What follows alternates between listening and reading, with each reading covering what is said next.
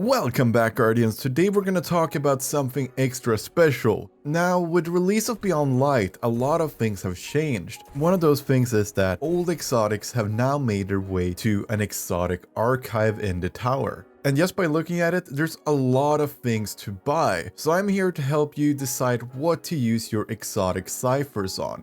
So an exotic cipher, before we start, is an item you can get each week from Sir. When you visit him, you can buy an exotic cipher quest, and that will reward you with one exotic cipher. Outside of this, you'll need some glimmer, you'll need some planetary mats, and you'll need an ascendant shard, which you can either buy from Banshee, or you can get them from higher tiered nightfalls. So it's very expensive, and that is why I feel like I should make this video, because what are you supposed to buy really? There's a plethora of exotics, but which ones are the most used and which ones will give you the most value? So I'm here to give you the top 4 PvE and the top 4 PvP weapons that you might want to get from the Memorial Kiosk, and exotics that are most used in the high-end activity spectrum of the game. So let's start with the PvE side of things. For number 4, I highly recommend that you get Leviathan'S Breath. This is an exotic heavy bow that when fired knocks back enemies, and it also has the included perk of having a built-in unstoppable champion stunner, meaning that you don't need to get unstoppable mods, rather you can just slap on Leviathan's Breath and you're good to go. And that is why I place it on the 4th place, because it has the functionality of being really valuable in both raids and in Grandmaster Nightfalls, Master Nightfalls, Legend Nightfalls, well, anywhere really where you're up against unstoppable champions. And with that being said, let's move on to number 3 on the list. And here I would recommend Izanagi's Burden. And you might ask yourself, well, if you made such a detailed video about it being super good with DPS, why is it number 3? Well, mostly because it's hard to pull off. Honed Edge requires some timing and patience, and if you don't have an auto-loading holster grenade launcher or anything else that you can swap to, then this is just gonna fall flat. This actually depends heavily on synergy with other weapons. But if you can pull off the Honed Edge reload and then fire, reload, swap into another weapon, if you can pull this off, then this weapon is of high value to you. But due to its difficulty, that's why it's placed on the 3rd place. But in terms of boss DPS and major DPS, you can't really go wrong with Izanagi's Burden, as long as you utilize the fact that if you hold the reload button for Honed Edge times 4, you're gonna dish out a lot of damage really goddamn quick. So let's move on to number 2.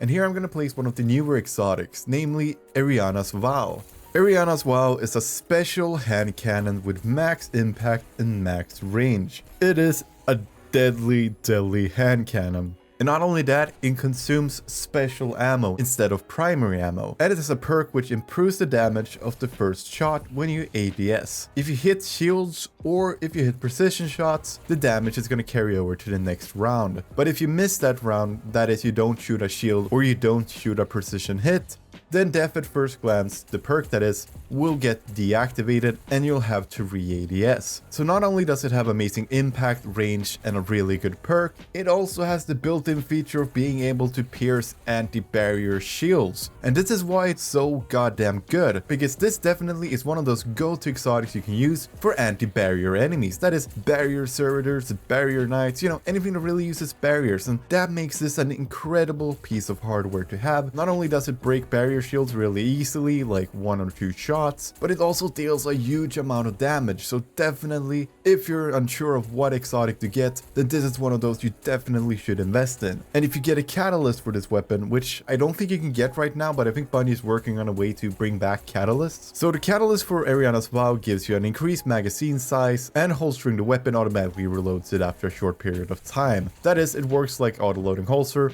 and backup mag all in one. As for number 1, and this is my personal favorite and has been one of my most accompanied exotics in high-end activities, and that is Anarchy. Anarchy is one of the most consistent and easy ways to deal a lot of damage really quick. You simply only have to fire 2 rounds with it and then swap into a special weapon and keep firing during those 10 seconds that the tick damage from the grenades are going off. Just keep repeating this process until enemies are dead or you run out of ammo. This is one of the safest ways to keep a constant stream of DPS without really feeling like you're lagging behind. And the reason why this is number 1 and not number 2 is because I've used Anarchy way more than I've used ERIANA'S. ERIANA'S works works in Nightfalls and these new Lost sectors with anti-barrier rounds, while Anarchy is more of a universal exotic that works in most situations. If you're working with a team, then you might not really have to use anti-barrier or anything else, then you can use Anarchy instead and be the damage dealer. And the same thing goes in raids. If you don't want to do the double slug shoddy meta, or you don't want to use snipers, well then use Anarchy and then slap on a special grenade launcher and just go to town with that. It's so flexible for an exotic. And that is why I highly recommend that you get Anarchy first and foremost, followed by ERIANA'S vow, followed by Izanagi's burden,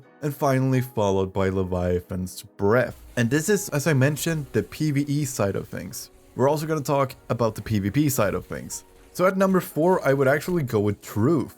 Grenades and horseshoes combined with the prototype Truth Seeker, that is the exotic perk of Truth, which is a really insane target lock, makes this a free kill if you have heavy ammo. So for Gambit, this is a great invader killer. For elimination and trial, this can turn the tide of a round because the one who holds Truth can basically eliminate anyone from the map as long as they're within their sights, making this a really good exotic for most smaller fireteam based activities.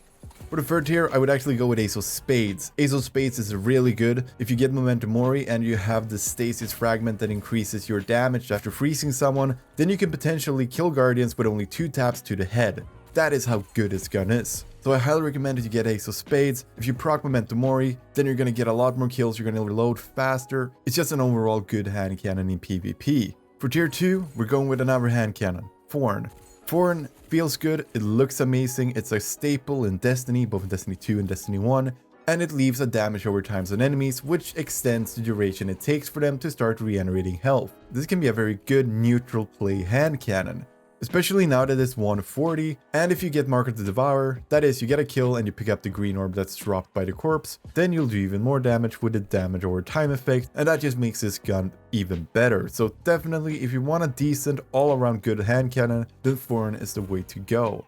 And finally, for number 1, I would highly recommend SUNSHOT. SUNSHOT is the only 150 hand cannon in the game, meaning that if you want to get faster time to kill, then you're gonna have to use this gun. Even in comparison to any 140 hand cannon, it's roughly gonna deal the same amount of damage, but it's theoretically going to be able to kill Guardians quicker due to being 150 compared to the 140 fire rate. Which, if you think about it, means you're gonna fire a little bit faster, meaning that if you both start firing at the same time, you're gonna end up winning. And that is why the SUNSHOT, both on console and on PC, is the best choice for PvP as of now. And with that being said, I want to ask you Guardians a question. Do you agree with this guide or do you disagree? Let me know in the comments down below.